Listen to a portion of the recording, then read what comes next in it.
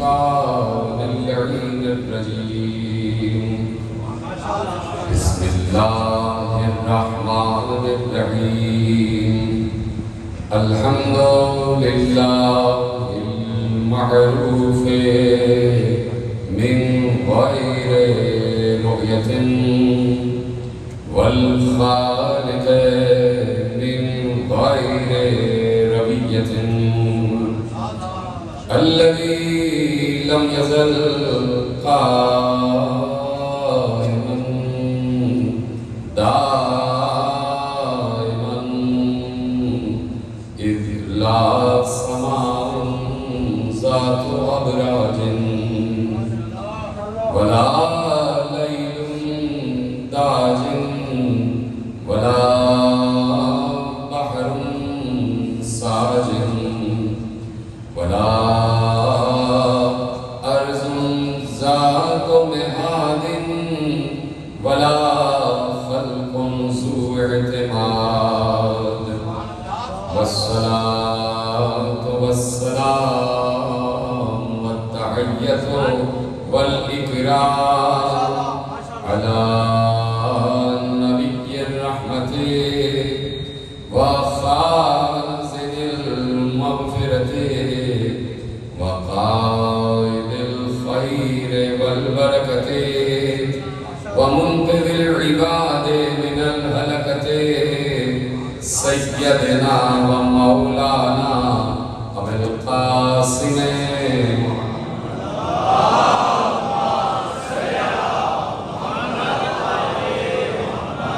وأهل بيته الطيبين الطاهرين المعصومين المظلومين المنتخبين المنتخبين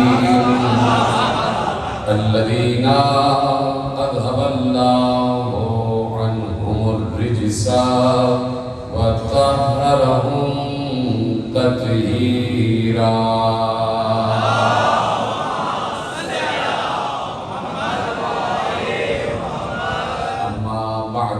فقد قال الله سبحانه وتعالى في محكم كتابه المجيد وفرقانه الحميد وقوله الحق بسم الله الرحمن الرحيم أم يحسدون الناس على ما آتاهم الله من فضله فقد آتينا آل إبراهيم الكتاب والحكمة وآتيناهم ملكا عظيما صلوات محمد وعلى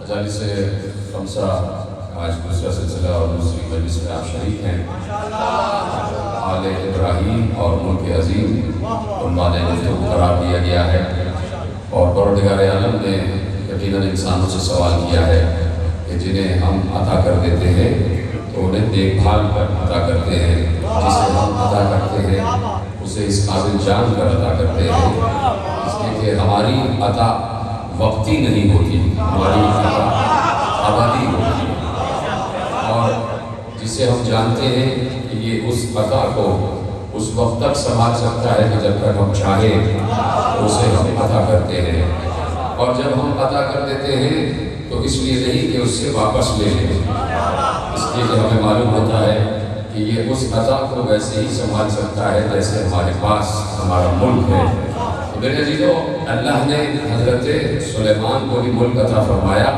اور حضرت سلیمان کو ان کے ماننے سے ملک عطا ہوا سینکڑوں مرتبہ کا سنا ہوا آپ کا جملہ ہے اور آپ مسلسل آیتیں سماعت بھی فرماتے ہیں اور پڑھتے بھی رہتے ہیں کہ جہاں جناب سلیمان نے اللہ سے ملک طلب کیا اور یہ کہہ کے طلب کیا کہ مجھے ایسا ملک دے جو میرے بعد کسی کو نہ ملے اب یہ جناب سلیمان ہیں اور وہ بھی اللہ کے نبی ہیں اور اللہ کا نبی بڑا قابل احترام ہے بڑا قابل عزت ہے اور ہر نبی پر اعتقاد ہر نبی پر ایمان جزو ایمان ہے کہ ہر نبی پر جب تک آپ ایمان نہیں رکھیں گے آپ کا ایمان نامکمل ہے تو اب جناب سلیمان بہت عظیم نبی ہے اللہ کا اور وہ اللہ سے مانگ رہے ہیں کہ رب اغفر لی وہب لی ملکا لا ينبغی لأحد من بعدی اب یہ لفظ ہے کہ جناب سلیمان نے کہا کہ مجھے ایسا ملک دے جو میرے بعد کسی کو نہ ملے، میرے بعد کسی کو نہ ملے۔ تو اب یہیں سے فرق واضح ہو جاتا ہے کہ اللہ نے قرآن میں ارشاد فرمایا ہے کہ فضلنا بعض النبیین علی بعض، ہم نے بعض انبیاء کو بعض پر فضیلت عطا کی ہے۔ تو یہ فضیلت کس معیار کیا ہے، فضیلت کا معیار کیا ہے، کس معیار پر فضیلتیں دی جاتی ہیں اور کس معیار پر کوئی افضل ہو جاتا ہے اور کوئی مفضول ہو جاتا ہے۔ یہیں سے ایک معیار آپ کے حوالے کر دیتا ہوں، صحیح ہے، آپ سمجھ جائیں گے کہ افضلیت اور مفضولیت کا معیار بہت سے ہیں، جن میں سے ایک آپ کے حوالے۔ جناب سلیمان کو اللہ نے ملک دے دیا اور ان کے مانگنے سے دیا۔ یہ ہو ہی نہیں سکتا کہ نبی کچھ مانگے اور اللہ نہ دینا، معصوم کچھ مانگے اور اللہ نہ دینا۔ تو اللہ سے مانگا مجھے ملک دے، تو اللہ نے اب صرف یہ کہا تھا کہ مجھے ملک دے، یہ نہیں کہا تھا کہ اس ملک میں کیا کیا دے، یہ اللہ نے طے کیا کہ کیا کیا دینا ہے۔ یہ نہیں کہا تھا کہ کیا کیا دے گا، پروردگار کہ مجھے ایک ایسا ملک دے دے جو میرے بعد کسی کو نہ ملا ہو۔ اب یہ اللہ طے کرے گا کہ اس ملک میں دینا کیا کیا ہے، اس ملک کے ساتھ جائے گا کیا کیا۔ اللہ نے بات بتا دی کہ ہم نے سلیمان کو ملک دیا اور وہ ملک سلیمان ہے، اس میں ہم نے انہیں ہوا پر اختیار دے دیا، اس میں ہم نے انہیں پرندوں پر اختیار دے دیا، ہم نے انہیں شیاطین پر اختیار دے دیا، ہم نے انہیں جنات پر اختیار دے دیا، ہم نے انہیں طی العرش کا اختیار دے دیا۔ علم تو سلیمان کے پاس تھا ہی، پرندوں کی بولیاں بھی جانتے تھے۔ جب پرندوں کی بولیاں جانتے ہیں تو اس کا مطلب ہے مخلوقات کی بولیاں بھی جانتے ہیں، جنات کی بولیاں بھی جانتے ہیں، شیاطین کی بولیاں بھی جانتے ہیں، اور ہوا کی بولی بھی جانتے ہیں، اور ہوا ان کی زبان سمجھتی ہے اور یہ ہوا کی زبان سمجھتے ہیں۔ تو اب جناب سلیمان کو ملک ملا۔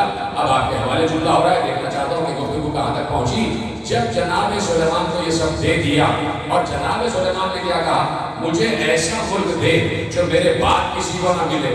یعنی سلیمان نے اپنے بعد ملک کو روک لیا۔ یہ ہے سلیمان اور یہ ہے ابراہیم، کہ جب ابراہیم سے کہا کہ ہم نے تمہیں انسانوں کا امام بنا دیا، تو ابراہیم نے یہ نہیں کہا کہ میرے بعد نہ جائے، ابراہیم نے کہا یہ ہوتا کہ میری اولاد میں جائے۔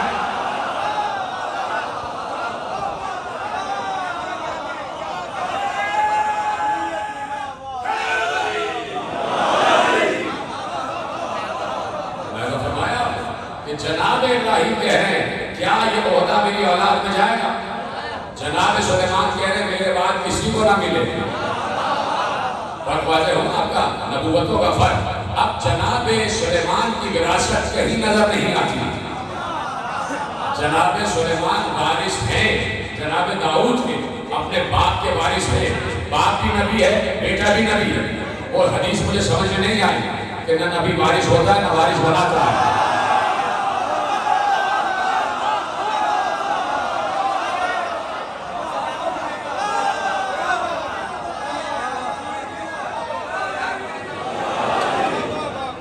جناب داؤد کے وارث ہے جناب سلیمان، یعنی جو جناب داؤد کو ملا وہ جناب سلیمان تک آ گیا۔ وَوَرِثَ سُلَيْمَانَ داؤد، یہ اللہ نے آیت رکھ دی ہے کہ ہم نے سلیمان کو داؤد کا وارث بنایا، لیکن جناب سلیمان نے وراثت کو روک دیا۔ اب ملک سلیمان ان کی اولاد میں نظر نہیں آتا، وہی رک گیا۔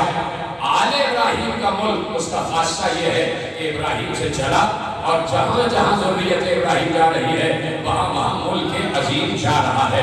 اگر ملک عظیم درود ہے تو درود آل ابراہیم کی ملکیت ہے، اگر ملک عظیم سلام ہے تو سلام آل ابراہیم کی ملکیت ہے۔ اللہ نے کہہ دیا سلام علی ابراہیم، سلام ہو ہمارا ابراہیم پر۔ اللہ سلام کر رہا ہے، میرا آپ کو سلام کرنا کوئی بڑی بات نہیں ہے، آپ کا مجھے سلام کرنا کوئی بڑی بات نہیں ہے۔ اب اللہ کہہ رہا ہے سلام، اللہ سلام کہہ رہا ہے۔ اللہ کا نام بھی سلام ہے، اس کی ذات بھی سلام ہے۔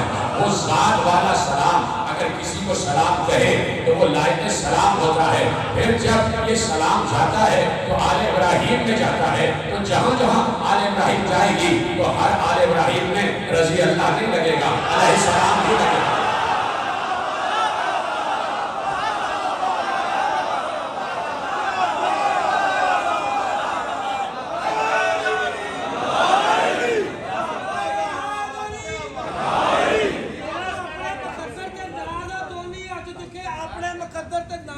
نعرہ تکبیر، اللہ اکبر، نعرہ رسالت۔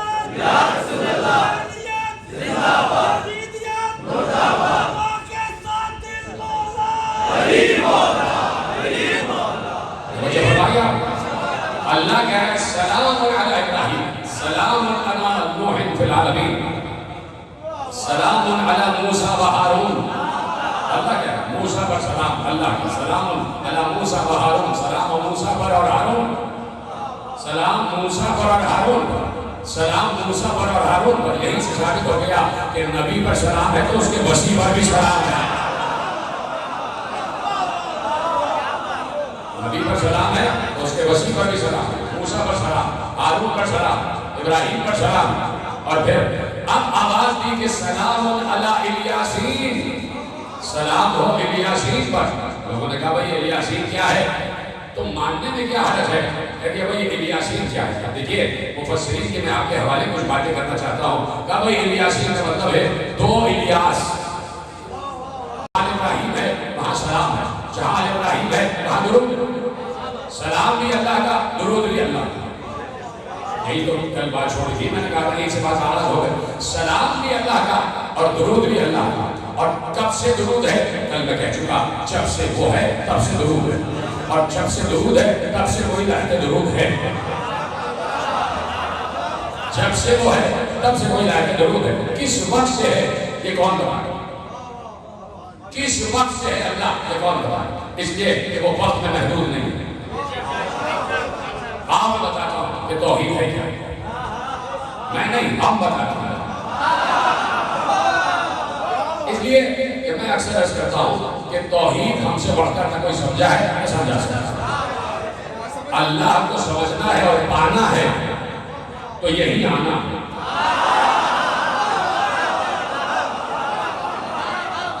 سمجھا؟ اللہ ہر جگہ ہے.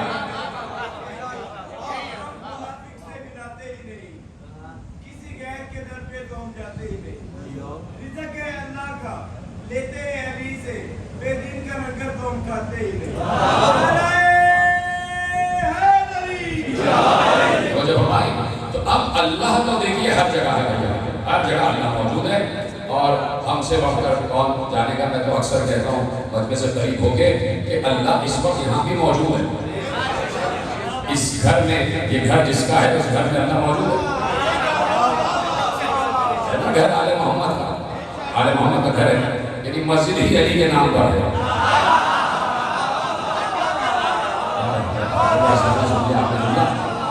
علی کا گھر ہے اور علی ہی کو سجدہ ہوتا ہے یہاں. اللہ علی ہے، علی لوگ بعض اوقات اپنے ہی لوگ برا مان جاتے ہیں کہ بھائی یہ کیا کہہ رہے ہیں. بات یہ ہے کہ نام دونوں کا لیا جائے، معبود کا بھی اور عبد کا بھی.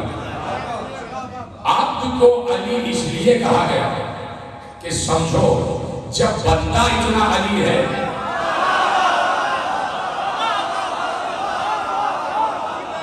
تو خالق کتنا علی ہوگا، خالق کتنا بلند ہوگا. اس لیے ہم محمد و علی کے فضائل بہت بلندی پہ جا کے بیان کرتے ہیں. نہ ہم محمد کو نیچے رہنے دیتے ہیں نہ علی کو، نہ ہم نے محمد کو اپنے جیسا کہا نہ علی کو. اس لیے 1400 برس سے لڑ رہے ہیں محمد ہم جیسے نہیں، محمد ہم جیسے نہیں، محمد ہم جیسے نہیں. اس لیے کہ اگر ہم کہتے تھے کہ محمد ہم جیسے تو کل آپ کہتے ہیں کہ اللہ بھی ہم جیسے. اس لیے ضروری ہے کہ اللہ کی بنائی ہوئی تخلیق، اللہ کے تخلیق کیے ہوئے شاہکار اتنی بلندی میں دکھائے جائے کہ جہاں خالق کی خلاقیت سے بڑھ کر کوئی شے نظر نہ آئے. اس لیے محمد و علی کو بلندی پر دکھایا جاتا ہے. میں نے کہا کہ توحید سمجھنا ہے تو آؤ در علی پر. نہج البلاغہ میں جتنے خطبات توحید علی نے دیے ہیں جاؤ پڑھو، کسی اور کے اتنے توحید پر خطبے نہیں ہیں جو میرے مولا نے توحید پر خطبے دیے ہیں. تو اب علی کے خطبات توحید بھرے پڑے ہیں. تو ہمیں بتائے کہ توحید کی دے کیا ہے، واو کیا ہے کیا ہے، یہ کیا ہے اور دال کیا ہے. اور اگر پھیلانے پہ آ جائیں، تے کو پھیلا دیں، واو کو پھیلا دیں، آ کو پھیلا دیں، یا کو پھیلا دیں، دال کو پھیلا دیں. سمیٹنے پہ آئے تو ہم یہ کہنے میں، ہم بجانے میں کہ 5 حروف ملتے ہیں جو توحید بنتی ہے. اس بات میں سمیٹ دیا جائے کہ 5 حروف ملتے ہیں تو توحید بنتی ہے. سورہ توحید بھی اس وقت تک مکمل نہیں ہوتا جب تک 5 آیتیں نہ مل جائیں.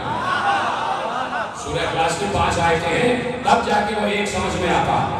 یعنی 5 کے بغیر ایک سمجھ میں نہیں آ سکتا. تو اب اللہ تو ہر جگہ موجود ہے، اس مقام پر موجود ہے، یہاں ہر کسی کے ساتھ موجود ہے، ہر کسی کے ساتھ فردن فردن بھی موجود ہے.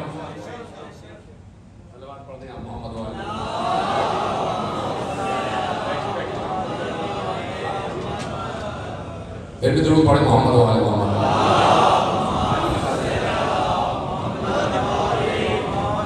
مل کے بابا سے بولے درود پڑھیں محمد و آل محمد.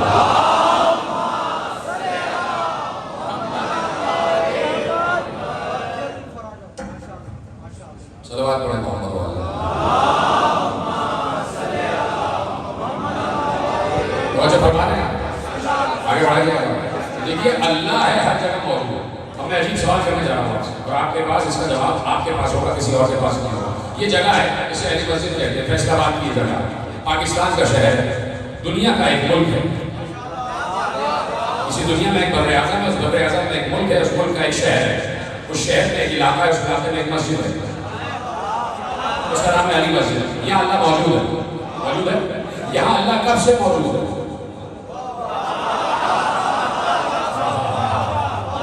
سوال ہے اور آپ جواب ہی نہیں دے رہے. اس علی مسجد میں اللہ کب سے موجود ہے؟ جب سے یہ مسجد بنی، جب سے یہ مسجد بنی تب سے ہے. یعنی جب مسجد نہیں تھی تو اللہ یہاں نہیں تھا. بات سمجھ میں آ رہی ہے؟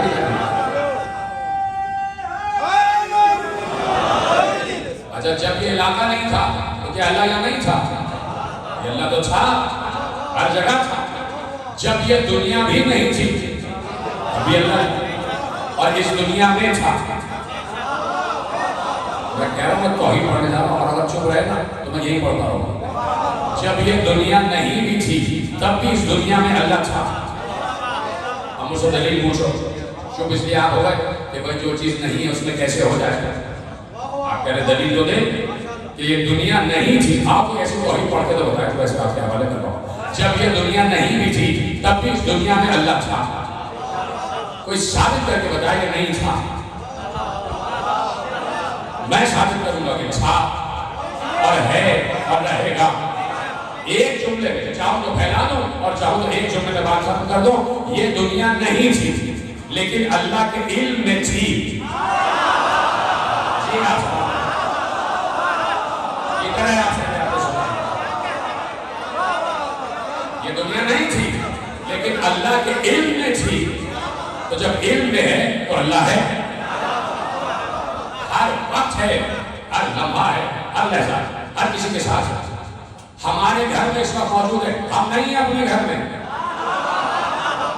لیکن اللہ ہمارے گھروں میں ہے. اور یہاں پر بھی ہر جگہ اللہ موجود ہے. مولوی کے حجرے میں بھی اللہ، سب جگہ کیا کیا ہو رہا ہے، سب جگہ اللہ موجود ہے. جو فرما رہے ہیں آپ، ہر جگہ اللہ ہے. ہر کسی کے اعمال و افعال کو دیکھ رہا، ہر کسی کی باتیں سن رہا، ہر کسی کے حرکات و سکنات پہ اس کی نظر ہے. خلوت میں ہو تبھی دیکھتا ہے، جلوت میں ہو تبھی دیکھتا ہے، غصے میں ہو تبھی دیکھتا ہے، مسکرا رہے ہو تبھی دیکھتا ہے، مان رہے ہو تبھی دیکھ رہا ہے، نہیں مان رہے تبھی دیکھ رہا ہے، خاموش ہو تبھی دیکھ رہا ہے، بول رہے ہو تبھی دیکھ رہا ہے، کھا رہے ہو دیکھ رہا ہے، پی رہے ہو دیکھ رہا ہے. ہر وقت، ہر لحظہ، ہر آن اپنی ہر مخلوق کے ساتھ ہے. چیونٹی کے ساتھ بھی، چیونٹی کے ساتھ. چیونٹی تو پھر بھی نظر آتی ہے. یہ جو ذرات زمین ہے اس وقت اڑ رہے ہیں یہاں پر تو آپ کو نظر نہیں آتی. ریت کے ذرات اڑ رہے ہیں. گرد، ہر گرد کے ذرے کے ساتھ آتا ہے. ہر سانس میں آپ کے بالوں کے ہر ریشے میں، ہر رگ میں اللہ ہے، خون کے ہر ذرے میں، ہر بشر کے ساتھ اللہ، ہر حیوان کے ساتھ اللہ، اشراف العرش کے ساتھ اللہ، ستاروں کے ساتھ، سیاروں کے ساتھ، ثوابت کے ساتھ، چاند کے ساتھ، سورج کے ساتھ، ملائکہ کے ساتھ، انبیاء کے ساتھ، اولیاء کے ساتھ. جہاں جہاں اس کے خلاقیت ہے ہر جگہ موجود ہے. اب کب سے ہے یہ کون بتا؟ اس لیے کہ جب اس نے مخلوقات کی تخلیق کا آغاز کیا اس کے بعد کی کہانی تو معلوم ہے. جب کچھ نہیں تھا صرف وہ تھا. جب کچھ نہیں تھا صرف وہ تھا. تصور کرنا، اگر ابھی تصور نہ ہو وہ گھر جا کے رکھوں تو ضرور کرنا، میری اس بات کو سوچنا ضرور، سونے سے پہلے یہ آپ ڈیوٹی لے جائیں، ہوم ورک لے جائیں، سوئیں جب اور لائٹس آف ہو جائیں تو سوچئے گا کہ ایک وقت اللہ پہ ایسا گزرا کہ جب صرف وہ تھا اور کوئی اکیلا، تنہا، اکیلا، کوئی میڈیم بھی نہیں، کوئی میڈیا بھی نہیں اس کو کیری کرنے والا۔ میں سمجھا رہا ہوں یہ الفاظ اس کے لیے استعمال نہیں ہوتے، یعنی ہمارا ہیبیٹیٹ یہ ہے، ہیبیٹیٹ سمجھتے ہیں کہ جس ماحول میں ہمیں جینا ہے، جب تک یہ ماحول نہیں ہوگا دنیا کا ہم جی نہیں سکتے۔ چلو دوسری بات سمجھا دیتا ہوں، مچھلی پانی ہی میں جیے گی، اس کا ہیبیٹیٹ وہی ہے۔ ہیبیٹیٹ کسے کہتے ہیں؟ ماحول۔ ہمارا ماحول یہ ہے کہ جب تک ہمیں نہ ملے ہم جی نہیں سکتے، ہم اپنے وجود کو باقی نہیں رکھ سکتے۔ وہاں کوئی ہیبیٹیٹ ہی نہیں، کوئی ماحول ہی نہیں، کوئی نوع ہی نہیں ہے، وہ کیا ہے سمجھ ہی نہیں آ سکتا۔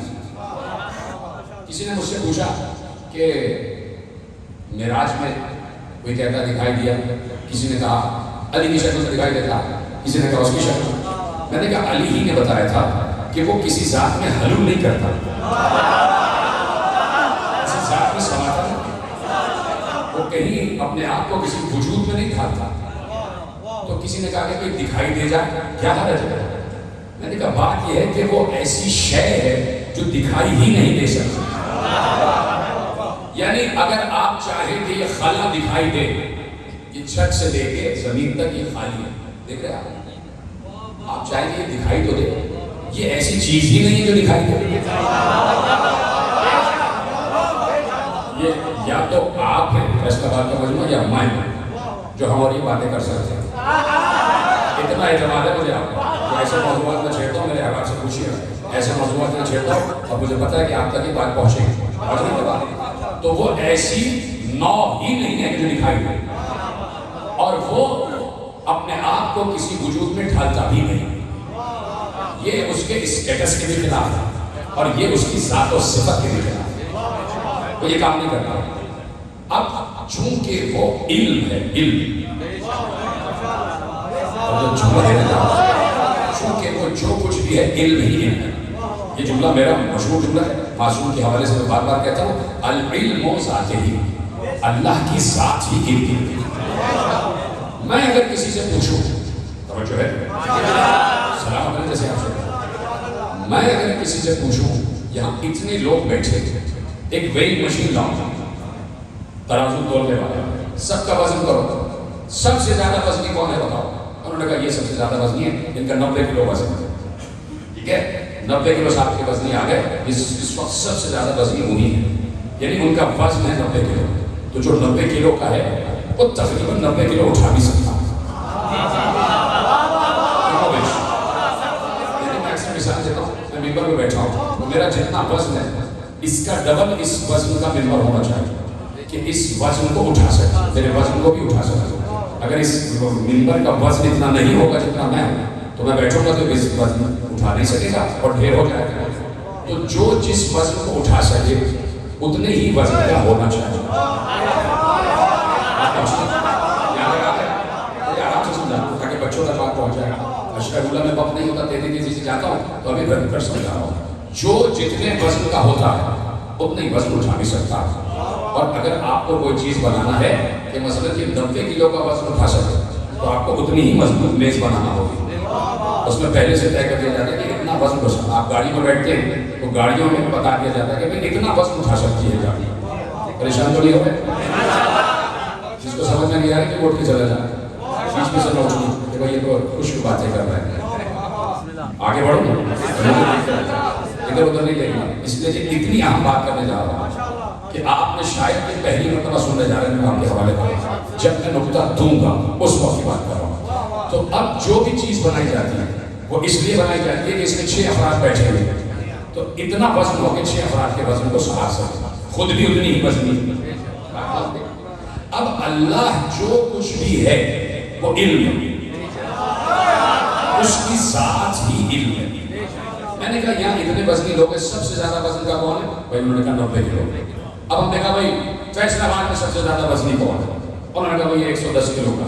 کہا بھائی پاکستان میں سب سے زیادہ وزنی، انہوں نے کہا بھائی 150 کلو، دنیا میں سب سے زیادہ وزنی، کہا بھائی لیجیے 250 کلو کا آدمی آ گیا. اب بات آگے بڑھ گئی.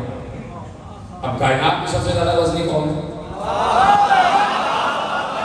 اب بات بڑھتی جا رہی ہے، بڑھتے کائنات کا سب سے وزنی وجود اللہ کا.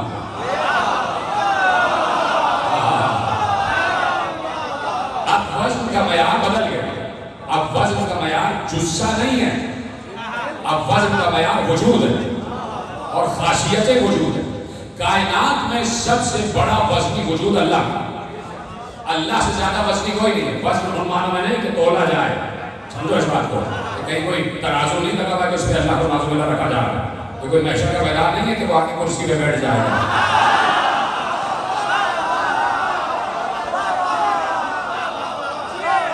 میں وزن علم کی بات کر رہا ہوں، اللہ کے وزن علم کی بات کر رہا ہوں، اس لیے کہ اس کی ذات ہی علم ہے. تو اللہ کا وزن علم سب سے بڑا، اس سے زیادہ وزنی کوئی نہیں. بات پہنچی ہے نہیں؟ بولیے ہاں یا نہیں؟ اللہ کا وزن علم، علم کا وزن سب سے بھاری، سب سے زیادہ وزنی اللہ کا علم. اب اللہ اتنا وزنی تو اس کا علم بھی اتنا ہی وزنی جتنا وہ خود وزنی ہے. وہ اللہ کہہ رہا ہے وَلَا يُحِيطُونَ بِشَيْءٍ مِّنْ عِلْمِهِ إِلَّا بِمَا شَاءَ. میرا وزن علم کوئی نہیں اٹھا سکتا جسے میں چاہوں. اللہ کہہ رہا وَلَا يُحِيطُونَ بِشَيْءٍ مِّنْ عِلْمِهِ. میرے علم کا احاطہ کوئی نہیں کر سکتا اِلَّا بِمَا شَاءَ، ہاں جسے میں چاہوں. بات آ گئی. اللہ اپنے وزن علم میں سب سے وزنی. اللہ کہہ رہا میرے علم کے وزن کو کوئی نہیں اٹھا سکتا سوائے اس کے جسے میں چاہوں. اب جسے چاہے تو اس کا مطلب ہے کہ وہ اس کے وزن علم کو اٹھا سکتا. ابھی ہم اس ذات تک پہنچے نہیں ہیں کہ کس نے اٹھایا ہوا، ابھی تو ہم سفر کر رہے ہیں. کہہ رہا اِلَّا بِمَا شَاءَ، میرے علم کا وزن کوئی اٹھا سکتا ہے کہ جسے میں چاہوں. اللہ کوئی بات علن تب کرتا ہی نہیں، رینڈملی کوئی بات کر کے گزر گیا. جب وہ کہتا ہے تو کرتا ہے. اس نے کہا آیت الکرسی میں لا یحیطون بشیء من علمہ الا بما شاء، میرے علم کے وزن کو کوئی نہیں اٹھا سکتا مگر وہ کہ جسے میں چاہوں. یعنی جسے وہ چاہتا ہے وہ اللہ کے علم کے وزن کو اٹھا لیتا ہے. تو جو اللہ کے علم کے وزن کو اٹھائے گا وہ خود بھی تو اتنا ہی وزنی ہوگا جتنا وزن علم خدا ہوگا. جتنا وزن علم خدا ہوگا. سمجھ گئے تو سلام کرنا میں آپ کو. اللہ کے علم کے وزن کو جو اٹھائے وہ بھی اتنا ہی وزنی ہو. یعنی قدرت پر واجب ہے کہ پہلے اسے اتنا ہی وزنی بنائے جتنے اس کے علم کا وزن ہے. تب کہے گا لو میرا علم تمہارے حوالے، لو میرے علم کو اٹھاؤ، لو میرے علم کو اٹھاؤ. تو میرے عزیزوں اب صرف یہ تلاش کرنا ہے کہ وہ چاہتا کس کو ہے، اس کی مشیت کون ہے، اس کا ارادہ کون ہے. تو خود منبر پر بیٹھ کر علی نے کہا لانا مشیت اللہ، ابھی تو اللہ کی مشیت ہے، ابھی تو اللہ کا ارادہ ہے. آپ سنا جملہ تمہارے ہمارے جملہ کر رہا. علی نے کہا ہم ہی مشیت اللہ ہے، یعنی علی مشیت ہے اللہ کی. اگر علی اللہ کی مشیت نہ ہوتا تو وزن علم خدا نہ اٹھاتا، اور اگر علی نے وزن علم خدا نہ اٹھایا ہوتا تو کبھی بھی منبر میں سلونی نہ کہتا. وہ سلونی جو کائنات میں آج تک گزر رہا ہے. تو آپ سنو یہ ہے علی کا وزن کہ اس نے اللہ کے علم کو اٹھایا ہوا ہے، اور یہ ہے رسول کا وزن کہ اس نے علی کو اٹھایا.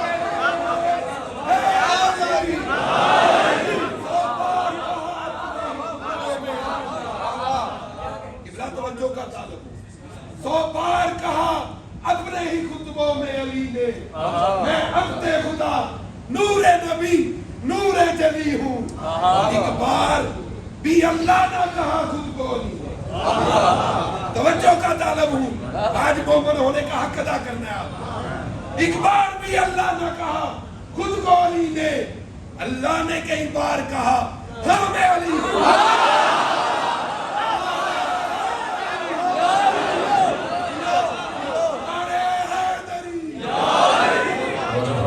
جو بھی علی کا دوست ہے وہ رحمت ہوتا ہے، جو بھی علی کا دوست ہے وہ رحمت ہوتا ہے، دشمن حیدر چلتی پھرتی لعنت ہوتا ہے، قول نبی ہے مرد علی ہے، بس ہوا یہ ثابت علی کا دشمن داڑھی والی عورت ہوتا ہے۔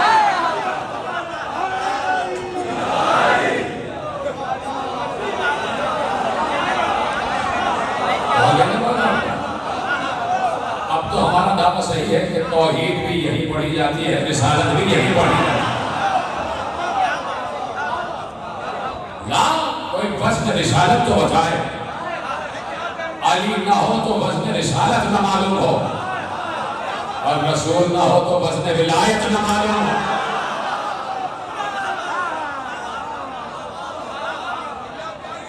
علی علی کا ذکر نہ ہوتا تو جینے کا فائدہ ہی نہ ہوتا، مولا علی کا ذکر نہ ہوتا تو جینے کا فائدہ ہی نہ ہوتا، نہ فاتحہ ہوتی نہ درود ہوتا، ہر بندہ بابا جی مردود ہوتا۔ نعرہ حیدری، جو فرمایا آپ نے یہ ہے وزن علم خدا۔ آپ یہ بات نہ کہتے ہم قرآن میں نہ ہوتی، اللہ کہہ رہا ہے الا بما شاء، ہمارے علم کا وہی احاطہ کر سکتا ہے کہ جسے ہم چاہیں، جسے ہم چاہیں، الا بما شاء، یعنی جو ہماری مشیت ہے، جو ہماری مشیت ہے۔ بار بار خدا کہہ رہا ہے ما تشاءون الا ان یشاء اللہ، تم تو وہی چاہتے ہو جو ہم چاہتے ہیں، تمہارا ارادہ وہی، تمہاری مرضی وہی، تمہاری مشیت وہی، جو ہمارا ارادہ، ہماری مرضی، ہماری مشیت۔ تو اب وزن علم خدا جو اٹھا لے وہ اللہ ہی کے علم سے اٹھائے جائے۔ اتنی تبلیغ کے بعد جملہ دینے جا رہا ہے جو وزن علم خدا اٹھا اللہ نے کہا۔ دیکھیے آیت کی صراحت ہے، آج چیزیں سمجھا کریں، وَلَا يُحِيطُونَ بِشَيْءٍ مِّنْ عِلْمِهِ، اس کے علم میں سے کوئی ذرہ برابر بھی نہیں اٹھا سکتا سوائے اسے جسے اللہ چاہے۔ علم کی بات ہے، اللہ کا علم ہے، اس کا علم ہے، صرف علم نہیں، اللہ کے علم کی بات ہے، وہ اپنے ذات کی، اپنے ذاتی علم کی بات کر رہا ہے کہ میری ذات کا وزن کوئی نہیں اٹھا سکتا سوائے اسے جسے میں چاہتا ہوں۔ تو میں نے کیا کہا کہ جس کو اپنا علم دے رہا ہے اسے اتنا ہی وزن پہلے بنا، نہیں تو مقصد تخلیق عبث ہو جائے گا۔ سمجھے اس فلسفے کو عالم اسلام کیوں نہیں سمجھتا؟ 1400 برس سے سمجھا رہے ہیں، ورنہ مقصد تخلیق عبث ہو جائے گا۔ اس نے مخلوق کو خلق کیا ہے اپنی پہچان میں، ملا کی پہچان کے لیے نہیں، اپنی پہچان کہ میں نے مخلوق کو خلق اس لیے کیا کہ میرا ارادہ یہ تھا کہ مجھے کوئی پہچان ہے، بس میری مرضی ہے، میری خواہش ہے۔ اللہ ہے جو چاہے سوچے، اس کو ایک چاہ پیدا ہوگی، تنہا ہے، عرش دراز سے تنہا ہے، کوئی چاہ پیدا نہیں ہوگی۔ ایک بار اس نے کہا بھائی ہم چاہ رہے ہیں کہ ہمیں پہچان، تو اب جسے خلق کرے گا وہ اس کی پہچان ہوگی، پہچاننے والا نہیں ہوگا۔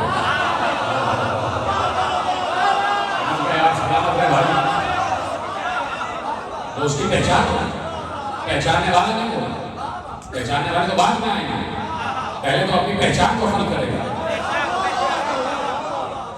تو اللہ کے انعرف فخلقتک یا محمد، میں نے چاہا کہ میں پہچانا ہوں، میری مرضی، میں نے محمد کو خلق کر دیا۔ تو اب جو مخلوق ہے اول وہ اتنی وزنی خلق کی گئی کہ جتنی اس کی ذات وزنی ہے، تاکہ پوری اس کی ذات کا عرفان اس ذات میں جو مخلوق ہے سما جائے۔ اس لیے کہ میرے عزیزو سمجھے، میرے نوجوان دوستوں سے مخاطب ہو رہا ہوں اور خدا کا شکر ہے کہ آپ تشریف لے آئے، کہ اس لیے کہ اللہ نے کہیں اس حدیث قدسی متفق ہے، جو یہ کہے گا کہ یہ ناقص ہے وہ بڑا بے وقوف ہے، اس کو کہے تم لا علم ہو، اپنا مطالعہ آگے بڑھاؤ۔ یہ کہتے ہیں نا کہ بھائی کنت کنزا مخفیا فاحببت لك ان اعرف فخلقتك یا محمد، میں چھپا ہوا خزانہ تھا، میں نے چاہا کہ میں پہچانا جاؤں تو میں نے اے محمد تم کو خلق کیا۔ کچھ بیوقوف لوگ کہتے ہیں بھائی یہ گڑی بھی حدیث قدسی، تو ان کو بالکل علم نہیں، یہ بالکل متفق ہے اور ثابت شدہ دونوں فریق ہیں. اب اس کے آپ بالکل مطمئن ہو جائیں، میں کہہ رہا ہوں اس کے آپ مطمئن ہو جائیں. اب اللہ چاہتا ہے کہ اسے پہچانا. اس حدیث قدسی میں کہیں یہ نہیں لکھا ہے کہ میں نے چاہا، اب سوچ رہا ہے میں نے چاہا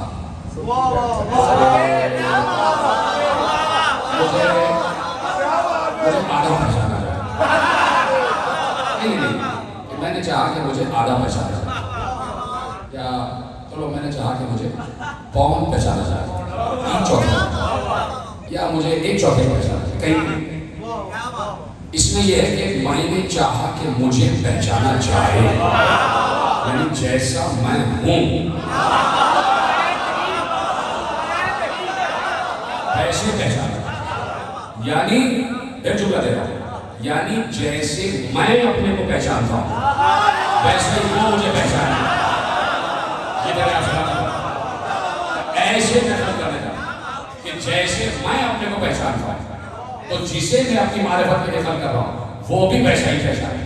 اب مقصد تخلیق ابس ہو جائے گا اگر سامنے خلق ہونے والی مخلوق اللہ کو آدھا پہچانے اور مکمل نہ پہچانے. مکمل نہ پہچانے، آدھا پہچانے تو مقصد تخلیق ابس ہو جائے گا. اس لیے ضروری ہے کہ جتنا خدا خود اپنے کو پہچانتا وہ پوری معرفت اس میں اڑے دے، پوری معرفت اڑے دے. اب جس سے اس نے اپنی پوری معرفت دی وہ بتا دے گا کہ جب کچھ نہیں تھا وہ تنہا تھا تو کیسا تھا. جو آگے میرے ساتھ ان کو میں سنا بیٹھا یہی سے تو میں نے جو خطبہ موڑی تھی بھائی، جسے خلق کرے گا اپنی معرفت میں وہ اس وقت کی بات بھی بتائے گا جب وقت بھی نہیں تھا. اس لیے کچھ نہیں تھا، کچھ نہیں تھا، اللہ خود تو تھا نا.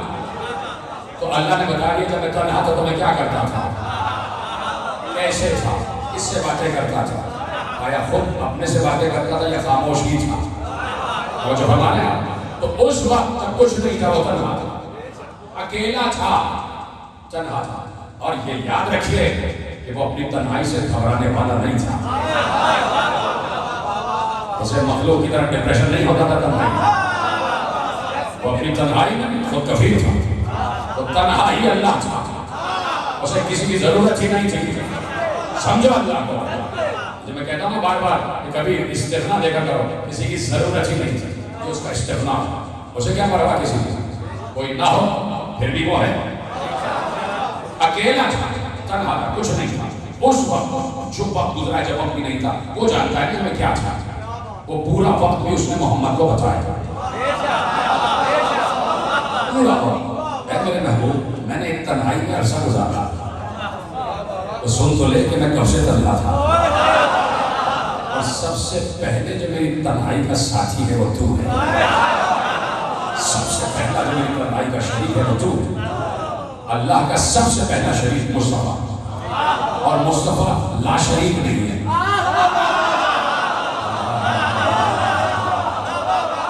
مصطفیٰ لا شریک نہیں. اگر مصطفیٰ بھی لا شریک ہو جائے تو 2 لا شریک ہو جائے گا نا بھائی. اللہ لا شریک ہے تو مصطفیٰ کا تو کوئی شریک ہونا، اور شریک کا مطلب ویسا ہی جیسے مصطفیٰ ہو، اسی وقت سے ہو جب سے مصطفیٰ ہو. اتنا ہی علم ہو جتنا مصطفیٰ کا علم ہو، اتنا ہی جانتا ہو جتنا مصطفیٰ جانتا ہو. حسن بھی وہی، نور بھی وہی، روح بھی وہی، علم بھی وہی، علم بھی وہی، رفتار بھی وہی، گفتار بھی وہی، شمال بھی وہی، حمال بھی وہی. تو مصطفیٰ کی لا شریکیت کو ختم کیا، علی کو ختم کیا. یہ دونوں ایک ساتھ تھے، یہ دونوں میرے گواہ. میں نے انہیں بتایا جب کچھ نہیں تھا میں تنہا تھا تو کیا تھا. انہوں نے بتایا کہ ان اللہ تبارک و تعالی و عز و جل متفردا بوحدانیتہ. ہمارا اللہ اپنی ذات میں تنہا تھا، کچھ نہیں تھا وہ تھا. کتنا عرصہ گزرا یہ آل محمد جانتے ہیں. بس کہا کہ فوراً اپنی تنہائی کے کتنا عرصہ گزرا کچھ نہیں پتا. بس اپنی تنہائی ختم ہوتے ہوتے جو سب سے پہلے شیخ ہوئی تو فوراً معصوم نے کہا ثم خلق محمدا وعلیا وفاطمہ والحسن والحسین. کا سب سے پہلے جو اس نے خلق کیا وہ 5 انواع محمد علی فاطمہ حسن حسین، ٹھیک ہے؟ میرے ساتھ کا 5 کو پہلے خلق کیا، فَمَكَثُوا أَلْفَ دَهْرًا، یہ 5,000 برس اس کی عبادت میں رہے. ابھی کچھ نہیں ہے، میں آپ کو لے کے آ رہا ہوں اپنے موضوع پر، موضوع پہ چل رہا ہوں، میں تھوڑا سا دان دوں گا کہاں سے لے کے آ رہا ہوں، موضوع پر آ رہا ہوں. کہا کہ کچھ نہیں تھا، اللہ تھا، اور سب سے پہلے جو شے خلق ہوئی وہ 5 محمد علی فاطمہ حسن حسین. یہ 5,000 برس اللہ کے سجدے میں رہے. پھر اللہ کہتا ہے، پھر معصوم کہتے ہیں ثم خلق جمیع الاشیاء، اس کے بعد اللہ نے اشیاء کو خلق کیا. اس کے بعد 5 کے بعد اشیاء کو خلق کیا. اشیاء ان کے بعد ہے، یہ اشیاء سے پہلے، یہ اشیاء میں سے نہیں ہے، یہ اشیاء میں سے نہیں. ثم خلق جمیع الاشیاء، اس کے بعد اللہ نے تمام اشیاء کو خلق کیا. جب تمام اشیاء کو خلق کیا فاشهدهم على خلقها، ان 5 کو ان تمام اشیاء کی خلقت پر گواہ بنا. تمام اشیاء کی خلقت پر ان 5 کو گواہ بنا. محمد دیکھو چاند بنا رہا ہوں،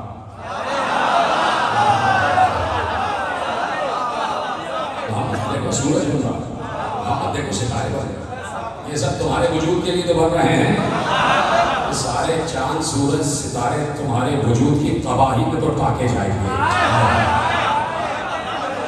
جملے کی قدر کرنے والا، یہ سارے چاند سورج ستارے تمہارے تباہ وجود میں ٹاکے جائیں گے، تمہیں سجایا جائے گا.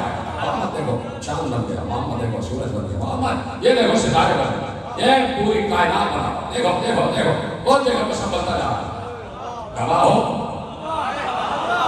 دو گواہ محمد اور علی، آپ پروردگار گواہ، گواہ گواہ. سورج بن گیا، چاند ستارے. سورج یہ تھوڑی بنا، کروڑوں سورج ہیں. اللہ کو بتائیں، اللہ سمجھتے ہیں ایک سورج چمک رہا ہے بس. بھائی اتنی بڑی بڑی دنیا ہے ہمارے، یہ تو اتنی سی دنیا ہے، یہ ایک سورج کے چمکنے سے روشن ہو جائے. اس اتنی سی دنیا کا مطلب ہی دنی سے دنیا، دنی یعنی پسترین جگہ ہے. اسی سے دنا، ثم دنا فتدلا، دنا سے مراد بہت کم فاصلہ، ختم ترین فاصلہ. دنا سے دنیا، ثم دنا فتدلا فکان قاب قوسین او ادنی. دنیا اتنی سی دنیا ہے، ایک سورج سے روشن ہو جائے. اللہ نے اس دنیا کے برابر نہیں، اس دنیا سے کروڑ درجے بڑی دنیایں بنائی ہیں. بہت سے ستارے ایسے ہیں کہ وہاں 1,00,000 سورج چمکتے ہیں تب وہ ستارہ روشن ہوتا ہے. اللہ اکبر کہنے کی یہ ہے. بہت سے ستارے ایسے، کہیں 10 سورج چمک رہے ہیں، کہیں 1,00,000، کہیں اس سے بھی زیادہ. الوہیت سمجھو، اللہ کو سمجھو، بیٹھ گئے اللہ کرنے.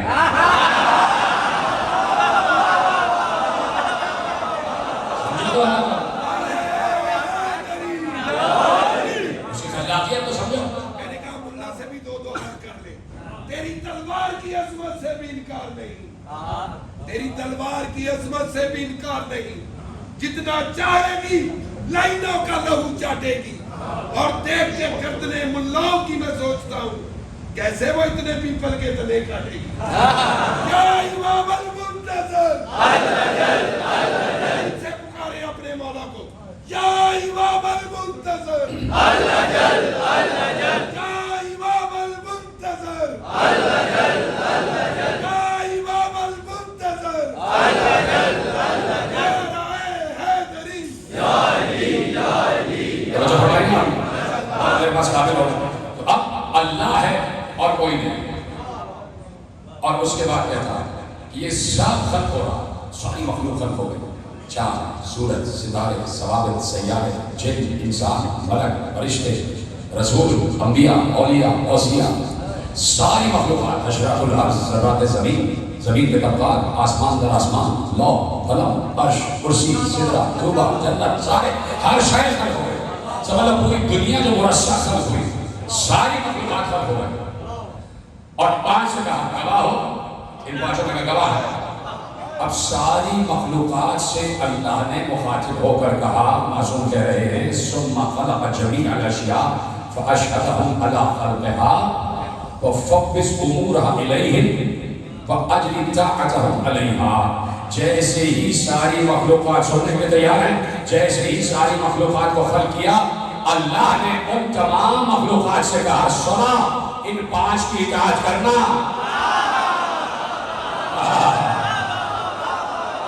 علاوت میں جیسے آپ نے سنا وَأَجْلِ طَاعَتَهُمْ عَلَيْهَا وَفَوِّضْ أُمُورَهَا إِلَيْهِ، دوسرا جملہ اس سے بھی بڑا، ساری مخلوق سے کہا ان کی اطاعت کرنا۔ کون کہہ رہا؟ اللہ۔ نہ محمد کہہ رہے ہیں، نہ علی کہہ رہے ہیں، اللہ کہہ رہا ہے ان 5 کی اطاعت کرنا۔ مخلوقات سے کہا ان 5 کی اطاعت کرنا۔ وَفَوِّضْ أُمُورَهَا إِلَيْهِ، اور ان تمام مخلوقات سے کہا تمہیں زندگی میں جب بھی کوئی ضرورت ہونا تو ماننا انہی سے ہے۔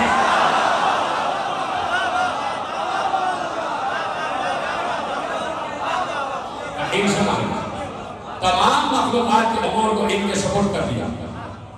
تمہیں جو بھی ماننا ان سے ماننا، اللہ نے اس وقت کہا جو بھی ماننا ان سے ماننا، سانسیں نہیں ہیں ان سے ماننا، ہوا نہیں چل رہی ان سے ماننا، بارش نہیں برس رہی ان سے ماننا، پانی نہیں برس رہا ان سے ماننا، زمین اللہ نہیں والی ان سے ماننا۔ ٹھیک ہے، ایک نہیں ہے مانگو کے ساتھ دے دیں گے، ماننا ان سے۔ سمجھا گے نہیں سمجھا اس کو نہیں سمجھا، جو مانگنا ان سے مانگنا۔ اجل سے وعدہ ہے، ہر مخلوق سے کہا ان سے مانگنا۔ کون کہہ رہا ہے؟ باس، باس نے کہا، اللہ نے کہا، اس عامر نے کہا، اس کا حق ہے۔ اب یہ تھوڑی کہا کہ نہیں اللہ اب تو تجھ سے ہی مانگیں گے، تو ہی لائق عبادت ہے، تو اللہ کہے گا جاؤ شیطان بن کے نکل جاؤ، لعنت کے مستحق ہو جاؤ۔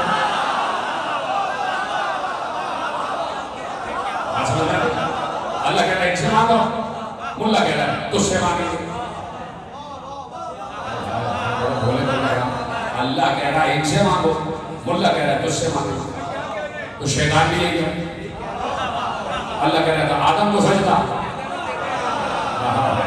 شیطان کہہ رہا تجھے سجدہ۔ بھائی بات تو یہ کہ اللہ کو بھی مانو، اللہ کی بھی مانو، اصل چیز ہے اطاعت خدا۔ تو کہہ دیا کہ ہر مخلوق سے کہا کہ ان کی اطاعت کرنا، ان 5 کی اطاعت کرنا۔ اللہ نے کہا یہ ہے ان کا ملک عظیم۔ بڑی دیر میں سمجھے آپ نہیں تک تو آپ کو لانا تھا۔ اللہ نے کہا یہ ہے ان کا ملک عظیم، ہم نے کسی تخت پر انہیں نہیں بچھایا ہے، ہم نے ان کے سر پر کوئی سونے کا تاج نہیں رکھا ہے۔ ان کا ملک عظیم یہ ہے کہ ہر مخلوق پر ان کی اطاعت واجب ہے۔ جب جس مخلوق سے کہیں اس پر اطاعت واجب ہے، جب جس مخلوق سے کہیں۔ بھائی بات یہ ہے آپ چپ ہو گئے، حضرت ابراہیم کا ایک بیٹا اسحاق، اسحاق کا بیٹا یعقوب، یعقوب کا بیٹا یوسف، جو فرما رہے ہیں 2 نسلیں جاری ہیں، نسل اسماعیل ہے نسل اسحاق، دونوں جناب ابراہیم کے بیٹے۔ ایک نسل اسماعیل کی جس میں آل محمد آ گیا، اور ایک نسل جناب اسحاق سے جس میں 70,000 انبیاء بنی اسرائیل آ گئے۔ ادھر سے ایک نسل اور اس میں ایک نبی آ گیا،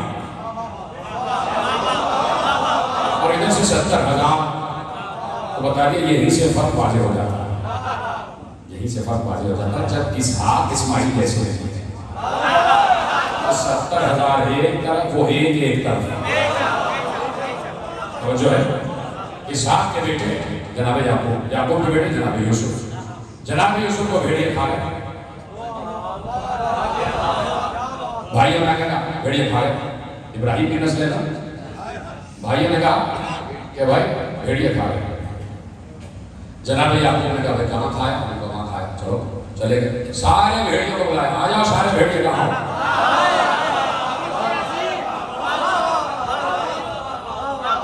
بھیڑیے بھی اگر آپ کہیں نا کہ کوئی آل محمد کی بات نہ مانے، آل ابراہیم کی بات نہ مانے تو اس کو آپ جانور کہتے ہیں، تو بعض اوقات بھیڑیے بھی کہتے ہیں کہ بھائی شرم کرو۔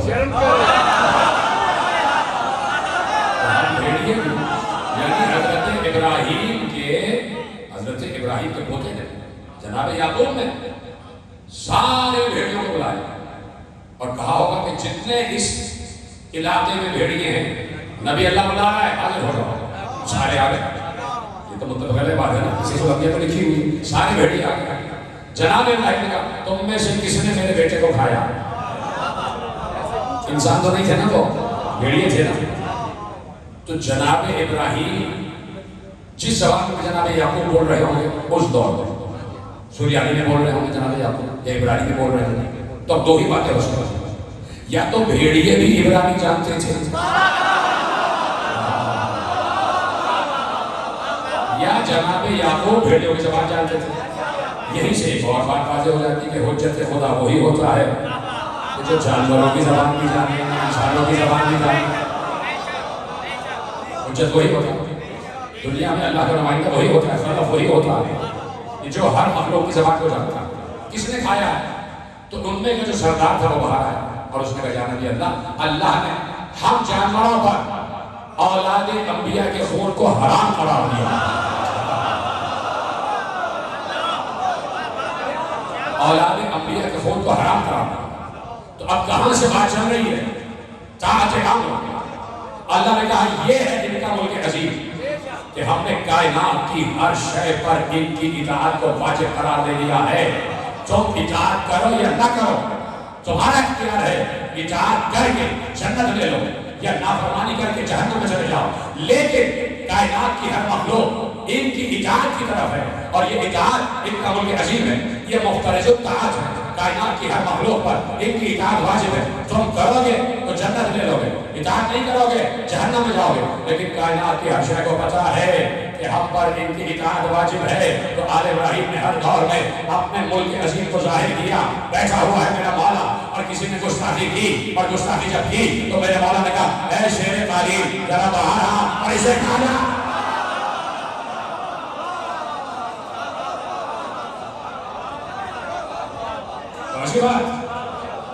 शेर कालीन, उस कालीन के शेर को अल्लाह ने नहीं बनाया था।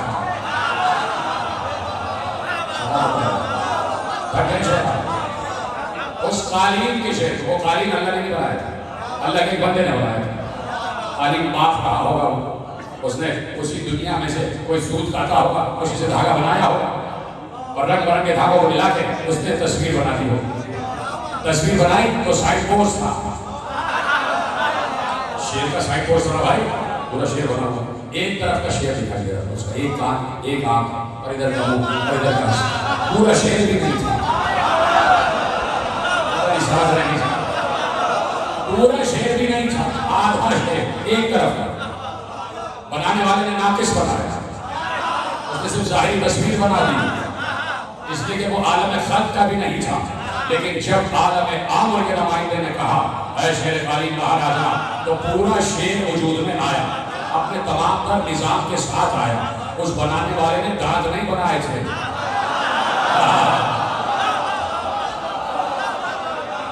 कालीन की तस्वीर बनाने वाले ने दांत नहीं बनाए थे, उसके पंजे नहीं बनाए थे, उसकी जबान नहीं बनाई थी, उसका सौती निजाम नहीं बनाया था, इसलिए कि वो दहाड़ता हुआ बाहर आया था, आवाज निकालता हुआ बाहर आया था। और जैसे ही उसने खाया जादूगर को तो फौरन वापस नहीं गया, पलट के इमाम से पूछता है वो कम हो तो ये तख्त पे बैठा इसको भी खा जाऊं।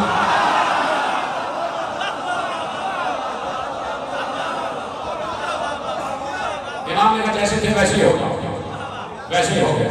इसको कहते हैं आले इब्राहिम का मुल्क अजीम, इसको कहते हैं आले इब्राहिम का मुल्क अजीम। कायनात में कयामत का अज़ली और अबदी मुल्क अजीम है।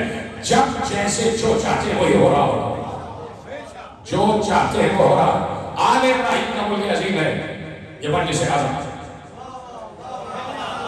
बड़ी आसानी से आले इब्राहिम का मुल्क अजीम है।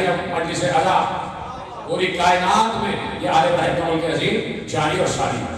पूरी कायनात के चप्पे चप्पे पर फर्श ऐसा बिछा हुआ है ना हुकूमत, है ना हुकूमत आले इब्राहिम। हर जगह हर मकाम पर जिक्र है आले इब्राहिम में, हुसैन बता दिया अल्लाह ने। इसको कहते हैं मुल्क अजीम। बादशाह कोई और है, तख्त पे कोई और बैठा है। लकड़ी के तख्त पे कोई बैठ जाए, दिल के तख्त पर तो आले इब्राहिम ही बैठे।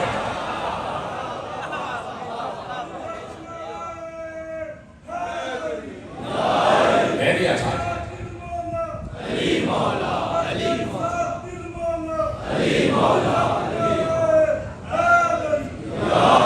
कह दिया था कहने वाले ने, मौलाना रोम ने कहा कि محمد بود سلطان دو عالم، محمد عالمین کے سلطان ہیں، محمد عالمین کے سلطان ہیں۔ دوسرا مصرع بڑا آسان کہا محمد بود سلطان دو عالم، محمد عالمین کے سلطان ہیں، والے بر تخت دل سلطان علی بود، کہا میرے دل کے تخت کا سلطان علی ہے، دل کے تخت علی بیٹھا ہوا۔ تو کائنات میں حکومت ہے حسین، تخت دل پر حسین حکمران، چاہے کسی بھی مسلک کا۔ حسین کو حاکم بنانے کے لیے ضروری نہیں ہے کہ کوئی شیعہ ہو کوئی سنی ہو، حسین کی حاکمیت کے لیے انسان ہونا ضروری ہے۔ انسان ہو تو اس کا مطلب ہے کہ تمہارا حاکم حسین ہے، اور اگر انسان نہیں ہو تو تم یزید کے ماننے والے ہو، حسین کے ماننے والے ہو۔ انسان ہو تو تمہارا حاکم حسین ہے۔ تو کائنات میں حسین کی حکومت ہے۔ ہر شخص کی روتا ہوا آیا ہے جہاں میں، ہر شخص کی روتا ہوا آیا ہے جہاں میں، توحید نے گریے کو ہی معیار بنایا، تم اپنی خباثت سے بنے دشمن شبیر، اللہ نے تو سب کو ہی عزادار بنایا۔ حسین کا تخت حکومت ہر طرف جاری اور ساری ہے۔ کوئی دل ایسا نہیں ہے کہ جس کے دل میں جائے حسین نہ ہو۔ حسین نام آتا ہی ہائے ضرور کا ہے، یہ لفظ حسین کے ساتھ ہائے متصل ہے، ہائے متصل ہے۔ پوری دنیا کائنات میں ہر شخص نام حسین دے رہا ہے، چاہتا ہے کہ اپنا اپنا حصہ ڈالا جائے حسین میں، مجلس میں حسین کی عزاداری میں، جو جس کے حصے میں آتا ہے وہ حصہ ڈال رہا ہوتا ہے۔ بچوں کو لے کے مائیں آ جاتی ہیں، جتنے لوگ بیٹھے ہیں مجھے بتائیں آپ کو اس حسین کے گھر کا راستہ بتائے کس نے؟ ہماری ماں نے سلام و ماں سلام، ماں کا سلام، ہماری ماں ہمیں لے کے آ جاتی، یعنی جب ہم چلنے کے قابل نہیں ہوتے ماں ہمیں گود میں اٹھا کے لے جاتی، تو وہی ماں جنت کی طرف لے جاتی ہے جسے جنت کا پتہ معلوم ہوتا ہے۔ تو حسین کی ماں بھی بڑی مشکل سے ملتی ہے، مشکل سے، اور یہ حسین کی ماں ہی کی تربیت ہوتی ہے کہ کوئی عزادار بنتا ہے، کوئی غمخوار بنتا ہے، کوئی ماتمدار بنتا ہے، کوئی زنجیر لگانے والا، کوئی قمع لگانے والا، کوئی نوخان بن جائے، کوئی حدیث خاص بن جائے، کوئی شاعر بن جائے، کوئی حدیث قصہ پڑھ رہا ہے، کوئی سوسمانی کر رہا ہے، کوئی سلام پڑھ رہا ہے، کوئی منقبت پڑھ رہا ہے، کوئی نوحہ پڑھ رہا ہے۔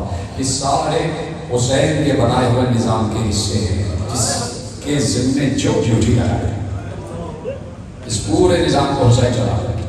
اس وقت جس گھر میں آپ بیٹھے ہیں یہ بھی حسین ہی کی عزاداری سے مشہور ہے، اس کے بھی خادم حسین ہی نے چنے، اس کی بھی جو خدمت گزار ہے وہ حسین کے چنتے ہیں۔ جب تک حسین نے ڈیوٹی لگائی ہوئی ہے انسان شکر کرتا رہے، معلوم کب ڈیوٹی چھن جائے، بس کوشش ہی کی جائے کہ ڈیوٹی نہ چھنے، فرائض نہ چھن جائے۔ ہر کسی کی اپنی ذمہ داریاں، ہر کوئی اپنا اپنا کام کر رہا ہے، نوحے پڑھنے والے نوحے پڑھ رہے ہیں۔ بات ہو رہی تھی میری صبح اور میں نے ذکر بھی کیا، سفیر اعظم ندیم رضا صدر صاحب سے میری بات ہوتی رہتی ہے، تو صبح ہی میری بات ان سے ہو رہی تھی، وہ اسی نوحے پر جو میں نے نوحہ مصطفیٰ لکھ کے دیا اسی پر بات ہو رہی تھی۔ وہ کیسے ہوا کہ میری والدہ کی قبر اور ان کی والدہ کی قبر قریب ہی قریب ہے، تو میں کھڑا ہوا تھا میں اور ان سے بات ہو رہی تھی، تو دل میں یہی آیا کہ میں آ رہا ہوں، سب آ رہے ہیں اپنی اپنی ماؤں کی قبروں پر، فاتحہ بھی پڑھا جا رہا ہے۔ ہم نے قبر کے سہانے ایک درخت بھی لگا دیا، درخت قبر پر سایہ کر رہا ہے۔ میں نے کہا کہ یہ تو ہماری ماں ہے، ایک بار نگاہ جاتی ہے حسین کی ماں کی قبر پر، مادر حسین کی قبر پر نگاہ جاتی ہے تو ایسا معلوم ہوتا ہے کہ یہ قبر دھوپ میں نہیں ہے، ایسا معلوم ہوتا ہے 1400 برس سے فاطمہ زہرا دھوپ میں بیٹھے، فاطمہ زہرا دھوپ میں بیٹھے، کوئی چراغ چلانے والا نہیں، زہرا کی قبر پر کوئی چراغ چلانے والا نہیں، جبکہ سامنے روضہ رسول ہے اور روضہ رسول ٹوٹی ہوئی بیٹی کی قبر کو دیکھ رہا ہے، ٹوٹی ہوئی بیٹی کی قبر کو دیکھ رہا ہے، اور کتنا کرناک مرحلہ ہے کہ وہ زہرا جس نے 18 برس اس دنیا میں رہ کر امت کو دعائیں ہی دعائیں دی، خود حسن مشتبہ کہتے تھے کہ میں اپنی مادر گرامی کے ساتھ بیٹھا ہوتا تھا مصلے پہ، اور جب نماز ختم کر لیتی تھی تو ایک ایک فرد امت کے لیے نام لے لے کے دعا کرتی تھی، نام لے لے کے پڑوسیوں کے لیے بھی، سب کے لیے بھی، اور دعا ختم کر دیتی تھی تو میں پوچھتا تھا اماں سب کے لیے مانگا، اب میرے لیے کچھ نہ مانگا؟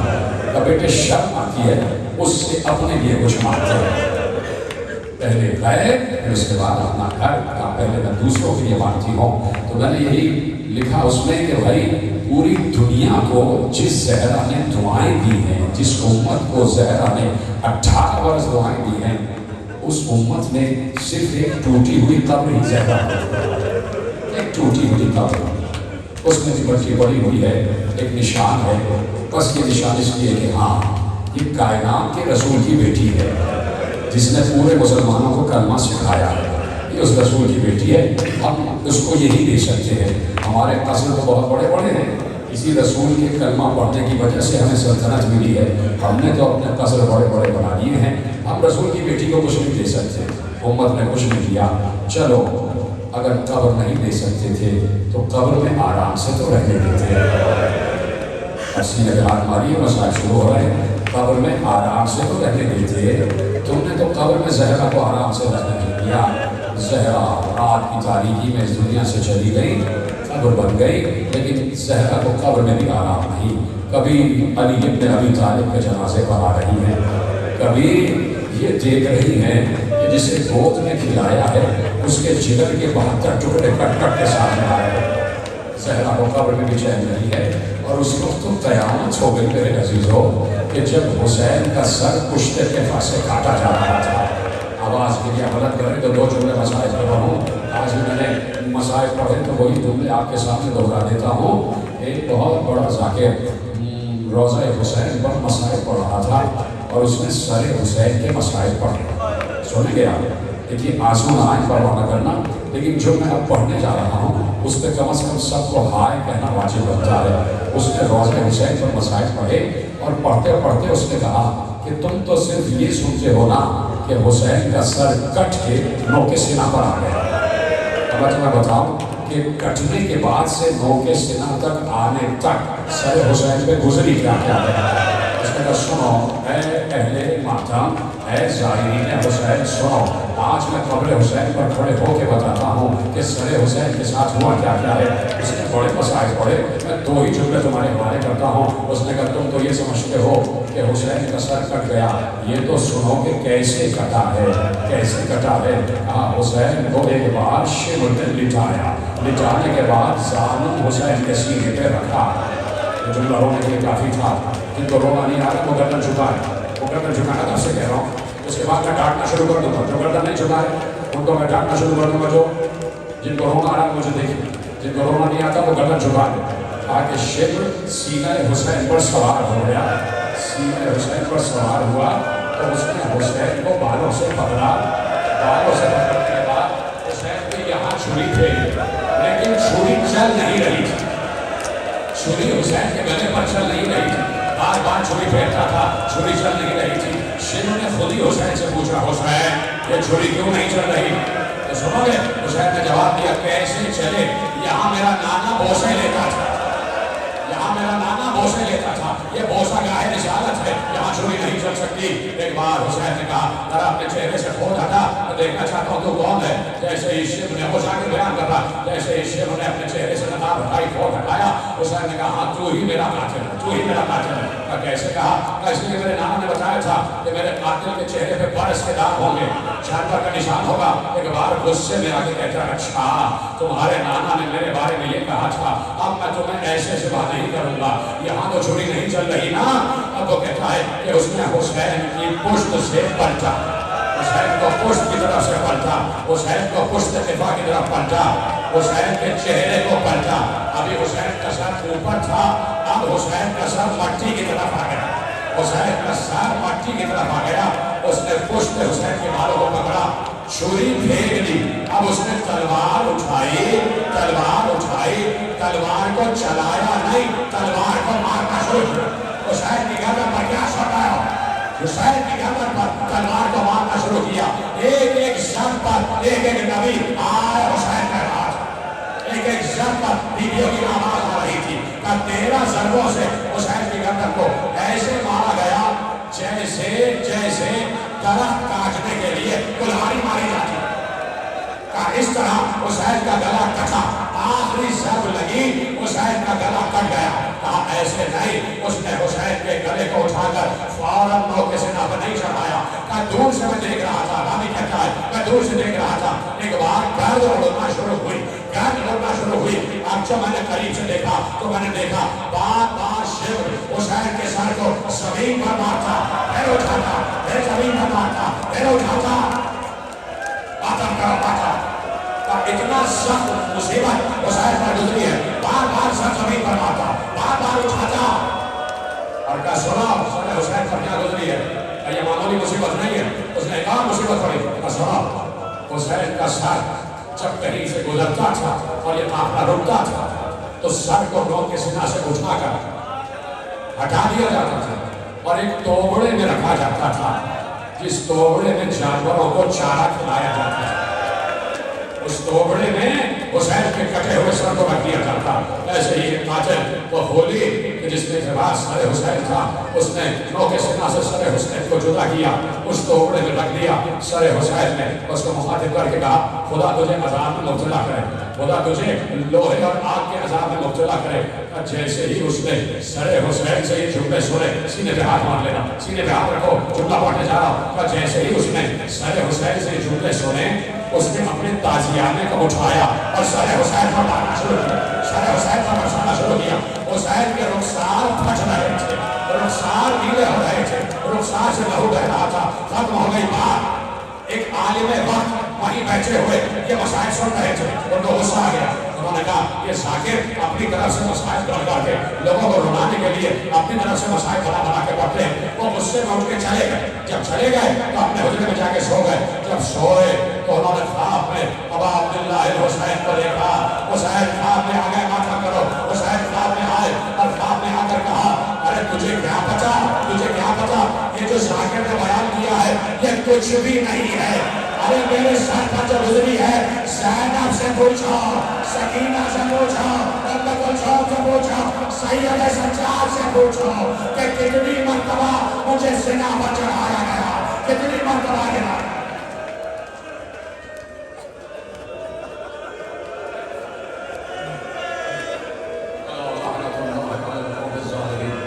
سيعلم الذين ظلموا أي منقلب ينقلبون